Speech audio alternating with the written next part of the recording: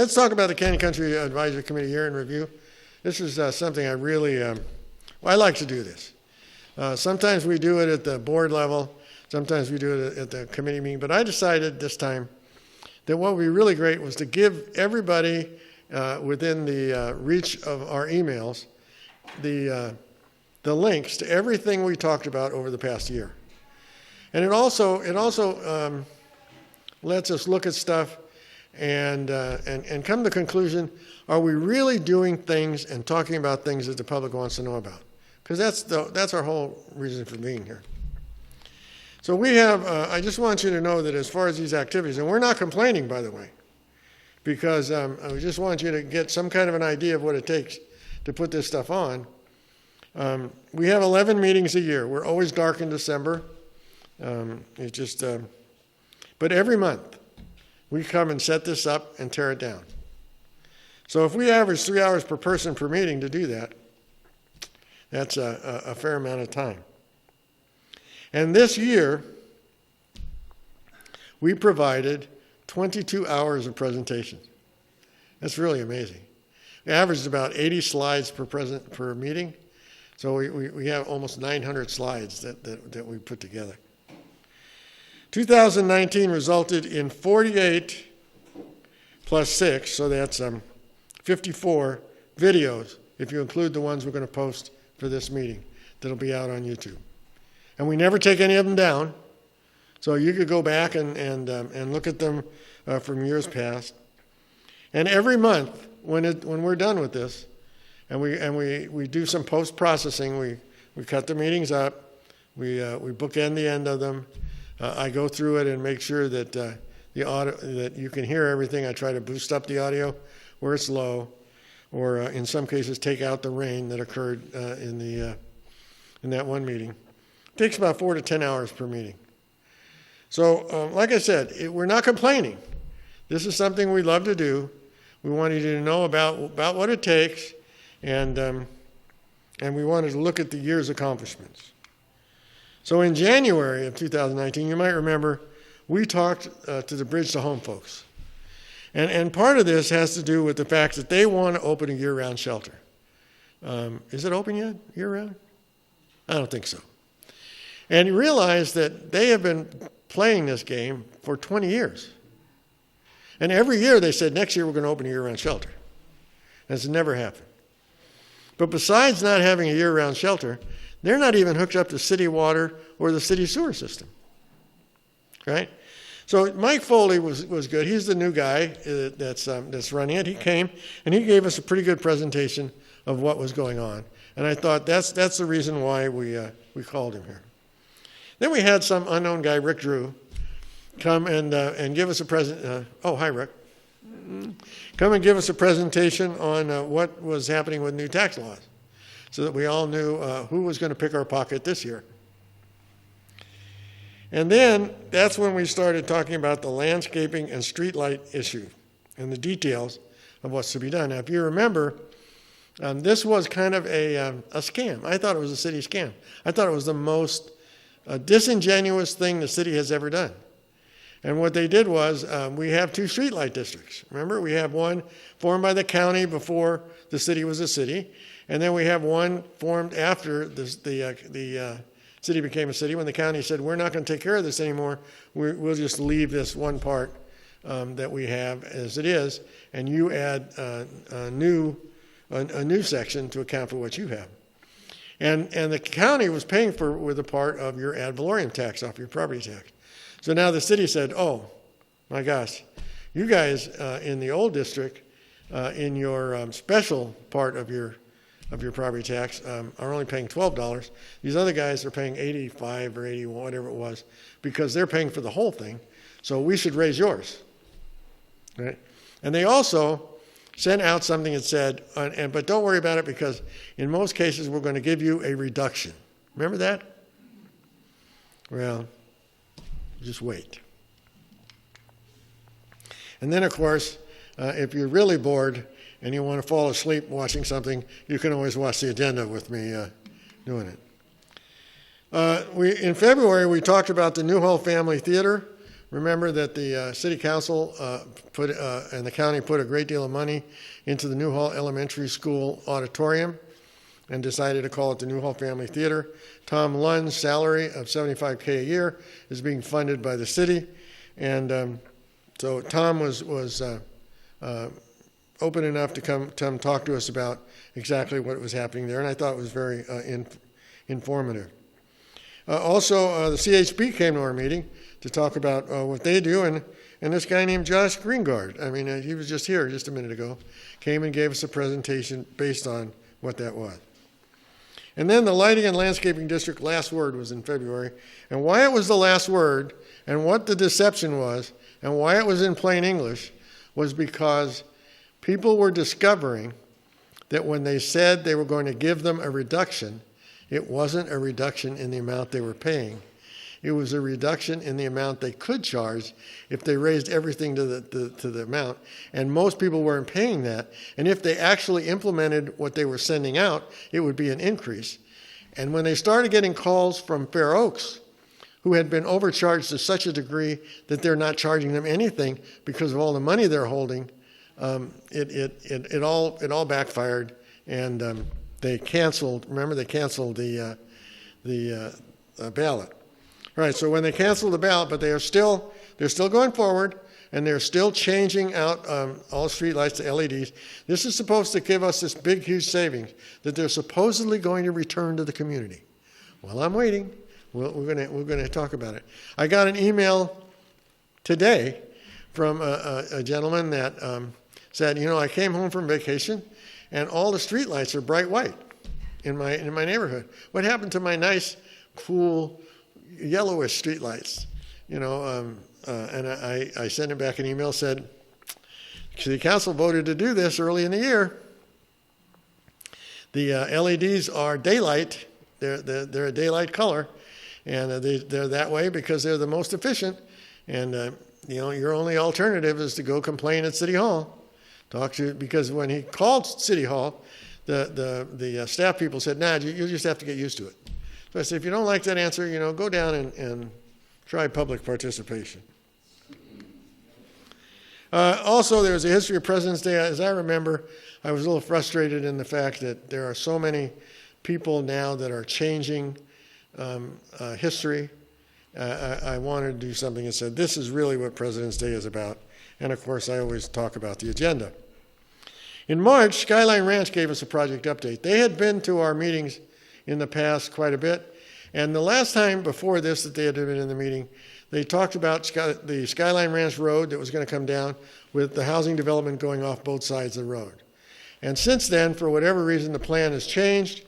And now Skyline Ranch Road is going to go down, but the housing is only going to go off one side of the road. We need to get Skyline Ranch people back again, and not only talk about that, but to talk about the mall they're building up, or not the mall, but the strip mall. That they're building right on Plum and Skyline Ranch Road. Then we found out that the Santa Clarita Valley Sanitation District decided to cancel their recycled water plans. And we had been funded to do an EIR that said, this is how much recycled water we can use. And they decided that they didn't want to do that anymore. And they slyly went and got that approved by the judge. And so we were questioning, what's that going to mean? How come we're not going to get any, we're paying for the water, why aren't we getting recycled water?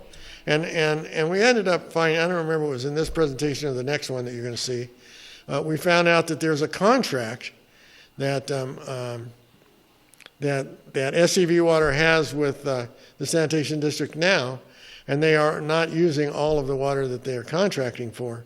So it really, in the short term, doesn't make any difference, but we'll talk about what happens a little bit later. Every 3 months, there's a meeting, an intra-jurisdictional, is it? Interjurisdictional meeting? Multi-jurisdictional. I always get that wrong. Multi-jurisdictional meeting where all of the people from that are working on Burmite get together and tell us it's almost done. That's their job. And so Rick Drew is the president of the Citizens Advisory Group on Whitaker Burmite, and he came and gave us a briefing of where the project was. We also always contact as many elected officials as we can and ask them to come present to us. And I'm not going to name the ones that didn't come, but you probably figure that out for yourself by the time I get done. But anyway, Christy Smith sent her staff member to tell us what was happening in the state government. We didn't expect Christy to come. We wouldn't have expected any of them to come because we're here in the middle of the week when they're either in Sacramento or in Washington. But she sent her staff member, Ryan Valencia. He gave us a good briefing of what was going on in the state. It was a very nonpartisan briefing. It was a very factual briefing, and we appreciated it very much. Then we talked about the manufacturer home rent adjustment protest, and Doug Fraser talked about it. And I think that the city has definitely taken advantage of the manufactured homeowners, specifically those that are some of our lower income folks. And that's about all I want to say about it right now. But we need to really look into this some more as some of the protests come up and support Doug and those manufactured home folks. And then, of course, there's the normal thing. Charmaine Navarro in April came to our meeting and gave us a presentation about classes that Henry Mayo presents that are free that we could take advantage of. And I thought it was a very good presentation, and you'll see later she came back and updated it as well. Then we were going to talk about plans, managers, and Measure H money. And the reason why I called it plans, managers, and Measure H was because I was reading in the paper that Measure H, they were going to take Measure H funds, they're going to write some more plans, and they were going to hire some more managers. And I don't know any time when just writing plans and hiring managers ever accomplished anything. And so I was a little unhappy about it. But it just happened that Mike Foley was in the audience and Hunt Brawley was in the audience, so I called him up. I said, come on, talk to us. Come on, get up here and we'll talk to us. And they reluctantly got up. And that was one thing that, one question I asked, and you can remember it from the past presentation, is when are you going to hook up to the sewer and water? And Hunt Brawley's answer to me was, well, you know, it takes a lot. We have to survey, we have to figure out where the pipes are, it's probably going to take another 6 to 8 months. We don't know what's happening. And the reason why I'm so anxious is because I'm also the treasurer of the Samuel Dixon Family Health Center. And we want to put some health care into the homeless shelter. And because by law, we can't until we have hot water, running water, and a sewer system. So we're saying, guys, when are you going to do this? And they keep saying, well, we got the money, but the dog ate my homework, and we got to go do all these other things. So we're going to call them back next year and find out when their new date is. This was a really sad presentation, the last one, which is Senior Affordable Housing and City of Clarita Development Agreements. And that's because for years we've been listening to people talk about the development agreements that the city had with the affordable housing landlords and developers. And you'll see we're going to have a last word on that here in a minute, and I'll explain it to you. But it's not something that helps seniors at all. We had some new information on the recycled water plans. We talked about why we paid for the EIR. What are you doing about it? Steve Cole came and visited us from the water company, and he got up in the front of the room, and we talked a little bit about it. And that's when we found out about this contract that they had and the fact that they had not actually taken as much water as they were contracting for. But he also told us about the plans that SCV Water has for recycling and putting in so much pipe per year to accomplish that task. And so if you're interested in that, you ought to go watch Steve's presentation. Where's my ride? This was a really great presentation. Alex Krisman, who was a project administrator for Access Services, came and talked to us about how you can use some of the city and state-sponsored mass transit, particularly if you're low income, and he laid it out in great detail. Then we had a presentation from Patty Robinson and Lois about creating and caring how to foster change through the work with nonprofits, and it was really a discussion of what you can do as far as joining in and helping. Richard Hansen came in from Revolution Financial Management and talks about finances in today's environment, and when you might decide to use financial management and when not. Then we did talk about senior affordable housing and the state CCAC developer agreements, and this is when I found out that those developer agreements were agreements that enabled the developers to build the buildings, not necessarily development agreements that help the seniors maintain living in the buildings. And so it was pretty sad.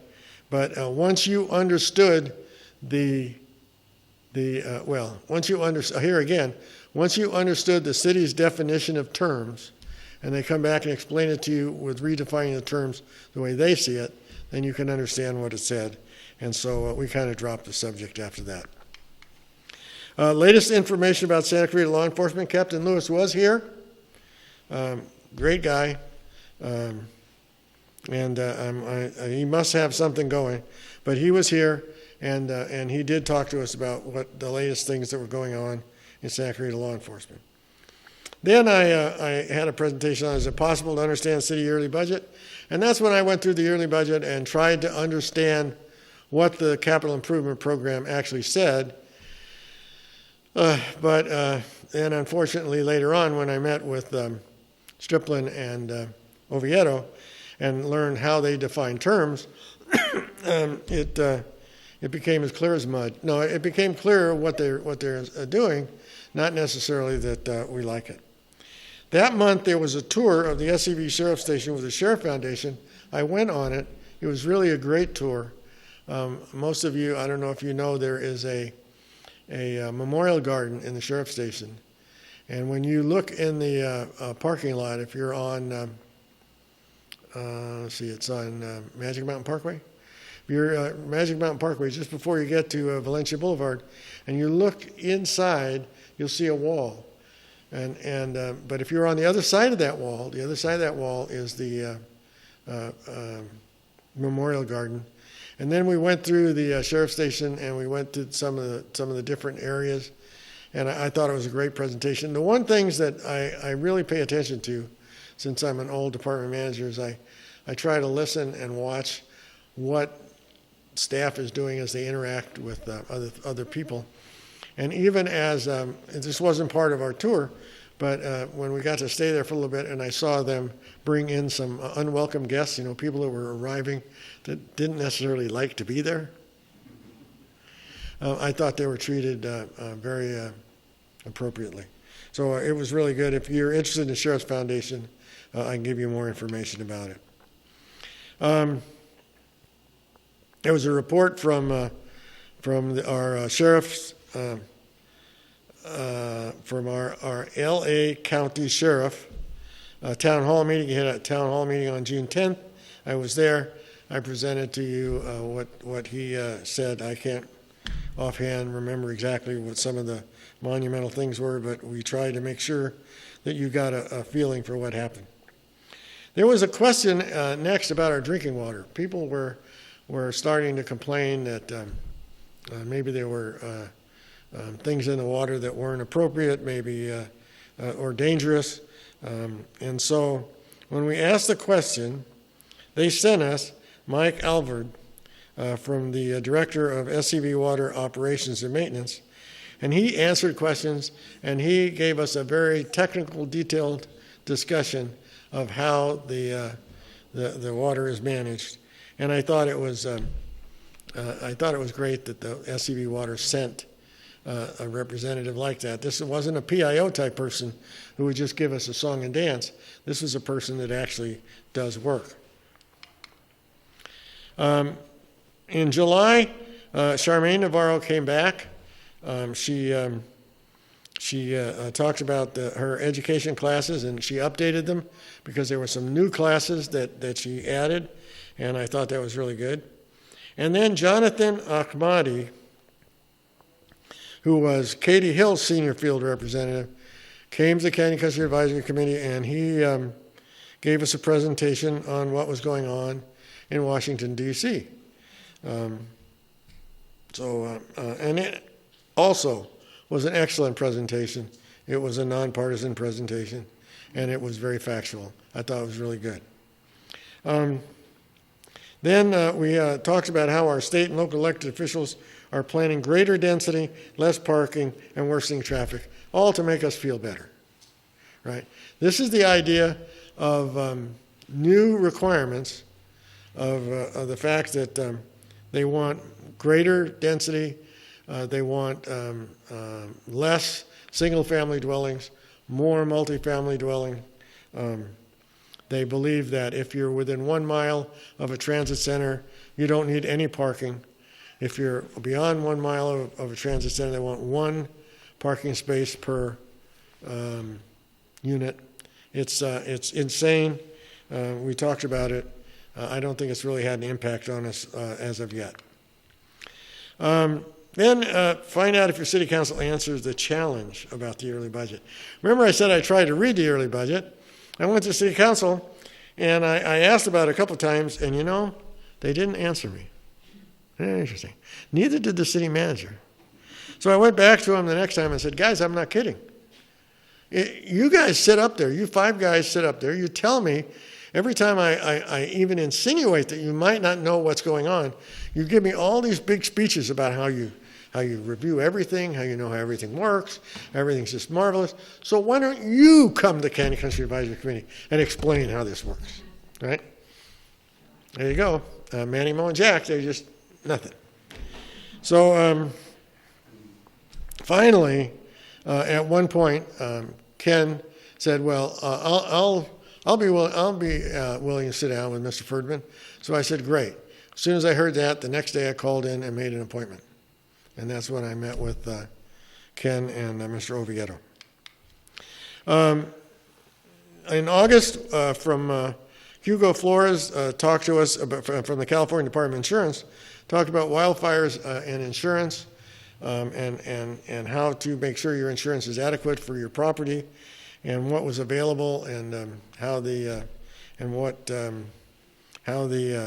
California interacts with that. Then, this was a great meeting. Then we had let's put Grandma in a nursing home. And if you remember, I said I really like this because you didn't talk about Grandpa. No, but in the middle of this meeting, and this was from Dr. Dorio, in the middle of the meeting, if you remember, someone outside took out a fire hydrant. Remember? And we had fire all through we had water all throughout the thing. And so it disrupted the meeting. I mean, if you go back and watch the video, you'll see I cut that section out of the middle. Well, you know, I didn't think anybody would want to see us all running out and running back in. It was fun. But one thing about it was that I thought was very interesting about the situation in the parking lot was about 2 or 3 days later, Bill called me and said, you know what, the parking lot's just full of rocks and pebbles and junk and stuff from being thrown in there from the water stuff. And SEV Water had said if your car was damaged, call them, they'd take care of it. So I called him up and said, hey, you know, is there any, oh no, I'm sorry, I did not. I talked to Bill Martin and I said, Bill, why don't you call Matt or Stone or Cole and ask them if they can help clean up the parking lot. And they sent over a sweeper, and they took care of it right away. And Bill called me, and he was very appreciative. But anyway, for Grandma in a nursing home, this was a situation of what you can do when you're faced with having to put a loved one in a nursing home, and how you can try to head off that problem. It is a big, long presentation. You might like looking at it again. Then I remind everybody about solar panels, what I call Canyon Country's monstrosity on the mountain, and who is minding the store. And the reason why I said it that way is because now, how long has it been? It's been almost 2.5 years? So it's been 2.5 years, and I remember at first they said, well, we're the city. We manufactured, it's in a manufactured home park. We have no jurisdiction. We don't know anything about it. I know nothing. Remind me of Schultz on Hogan's Heroes. Well, anyway, I went online and I found the application. And the application had a section for the local municipality to sign off that it doesn't violate any of their ordinances. So I went up and showed it at the city council meeting. And of course, I had deer in headlights, and they instructed Mr. Striplin to go take a look at that. Then, a little while later, I asked, I said, well, is this really in the entitlement for the mobile home park? Do you know manufactured home parks? Do you know what the boundaries are? Well, if you don't know the boundaries, how do you know that it's not in your jurisdiction? It took almost a year. It got to the point where I would talk to Cole from planning, and every time I walk up to him, I'd ask him, you got... It got to the point where I'd walk up to him and he'd answer me before I asked. They finally did get the boundaries and stuff, and then they decided that they should, and they issued a citation, and then they sued these guys. And if you remember, they were supposed to go to court in October. It was like 6 months before it came up to court. And then when October came out, they said, no, in December. So we'll have to wait and see what happened. Crazy. In September, to show that we always bring both sides of issues, well, I don't say we always bring, but we try to always bring both sides of issues. In September, we had Alex Guerrero, who gave us a discussion of stopping the Sand Canyon Resort. He has a task force. He has a group that wants to make sure that that is not built. And there's some reasons why it should or it shouldn't be built. I just think it's the biggest thing that I think is of interest to this is that Sand Canyon is a special standards district, and so is Placerita Canyon is a special standards district. And it seems as if now the city council is encroaching on those districts, and we'll see what happens. We had Jeff Albert show up. He's part of the Senior Center Advisory Group, and he runs a free service for seniors for housing referrals. So I guess if I'm homeless, I can go talk to him and find out where I can live. Then I had this Open Space Preservation District funding thing, which I just gave you the last word on, so you understand what's going on there.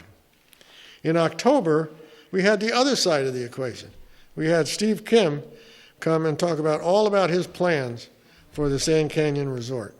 And actually, he had a full-page ad in Sunday's Signal this last week, where he said, you should read my book. And I agree with you. You should read his book. He brought copies of it here, and I started reading it. I read it in one sitting. It's an easy thing. It's an easy read, but if you want to understand this guy, you read that book. And he's a guy that is not a developer. And you'll have to have your own decision on the project, but the man himself is not a developer. He's a billionaire. It's the only time we've ever had a billionaire present to us. You know, we really feel, huh? What? He wasn't shy about it either. No, he's not shy about it either. And so he's a workaholic, and he's viewing this as his beautification project. So just, if you're really interested in it, you can go on his website and you can download his book. Then we discussed a bunch of things that were unresolved over the year. The capital budget, the open space parkland district, the solar panels on Soledad, and the Shangri-La Drainage District. Now, I didn't really talk about the Shangri-La Drainage District, but it's one of the districts where I believe they're inappropriately using money. But it's not enough to get anybody excited, so I'm done. And November, of course, you saw what we have. We're going to have a presentation out. There'll be links underneath this showing our gratitude for those who keep our community safe. a discussion of AB 1482, final word on the open space district, and our year in review. So are there any questions or any comments? Charlie. Is he asleep? I think I finally put someone to sleep. All right, so in a year in review, it's a great deal of effort to research, coordinate, and follow up every month. I want to give a special thank you to our board of directors, our Canyon Country Advisory Committee board of directors, because it's not all me. We end up with our board members inviting people, setting up time for presentations. So the whole board is really involved in doing this for the entire year. I want to remind you that the meetings are brought to you through the efforts of all volunteers. Nobody gets paid in this meeting. And the meeting room is provided to us without charge by Canyon Moose as a public service. All resources that we use are either donated or on loan. And we hope that you find our information informative and useful. And if there's anything else that you would like to hear about, just let us know. This is our board of directors. We'd love to have more involvement. If you want to join us, that would be great. And by the way, I listed this in alphabetical order of last name. I just want to make sure that just like when I had the four guys here, I told them, we love you all. Well, I don't want to say that this order has any significance other than it's just my name. Okay? All right, here's what we're planning for next year. This is the Canyon Country Advisory Committee goals for 2020. We're going to continue another year of informational presentations. We'll be inviting key individuals from projects that are being built around the city, agencies that have maybe issues, including elected officials. We'll try to get more elected officials here. But this is going to be an election year, so it gives us a series of things that we can do that happen every 2 to 4 years. So we'll probably schedule meet and greets for our city council election. If we typically we have 8, 10, 11, 12 candidates, too many to run debates. So what we do is we have our meet and greet format where we bring 4 candidates to each meeting. They get a certain amount of time to present and answer questions from the audience. We will try to schedule forums or debates for the state and federal offices. It would have been easy if everything would have occurred so that the primaries would have been over and we could have just invited the people that won the primaries. But Katie Hill decided that she didn't want to do it that way, so we have to figure out what we're going to do for the special election. We will invite and give equal time to all candidates. So if a candidate is not here, it's not because we didn't invite them, it's because they have refused to come. Understand that. And the format we use always allows questions to come directly from the audience. We do not can the questions. We do not give them to the candidates ahead of time. We wait for you to ask the questions, okay? So we would like you to let us know if there's anything that you think you'd like to know about or you'd like to hear about. We certainly will try to provide you that information and continue to do things that interest you. Now, in addition, I'm going to go through an effort and try to improve our video equipment. See, we started in 2006. And in 2006, Bob Mesa, who works for CBS, 2006 was the time that they were converting from standard definition to high definition. So he brought a bunch of standard definition equipment here for one of our candidate forums.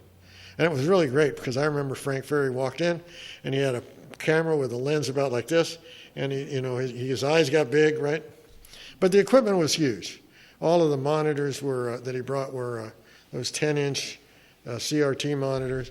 And he showed up and he plunked a box in front of me that was about that big, about that tall. And he said, this box will convert VGA into composite video so you can show it up on the screen. So that's really cool. So we went out over a period of time and built this stuff. And you know which box it is, right? The little cube? Hold on. You see, yeah, that thing right there is the box. Okay, so once we got this all together, we kind of showed it to him, and he was amazed because everything was so much smaller and compact than he was used to seeing it. Instead of 10-inch monitors, we used backup camera displays. We were pretty creative in the way we put this thing together. But it's been there for about 10 years. So now we have an opportunity to take another step in technology, shrink the size of that, and at the same time go to high definition. And so we can achieve it to be a more compact and a more mobile design, so maybe we can take it to other places and do more stuff with it. We want to live stream our meetings and maybe some other special events. We tried this before. We had a guy that said, oh, I can do this for you guys. And so we went through with him, and he failed. And so now we're going to take it on our own, and I'm sure we can make it happen. And so as we get this new stuff up, we're going to live stream it and talk about it. Then we can also explore the use of our local public TV access and see what we can do there. We'd like to expand the board of directors membership, because the more people that we have that come to our meetings, give us ideas, the better off we can support you, the public. But even though we have really operated with no money over the period of time, if we actually do get on public access television or something like that, there'll be a recurring cost that we're going to have to spend for every show. So we're going to explore the funding opportunities, and they could include grants, they could include donations from certain large companies. We'll have to see. There could be donations from you guys, but we need to explore how we can come up with the amount of funds that continue to be able to fund those recurring costs, because we want this to continue beyond our involvement, and so we need to make it something that can establish and run.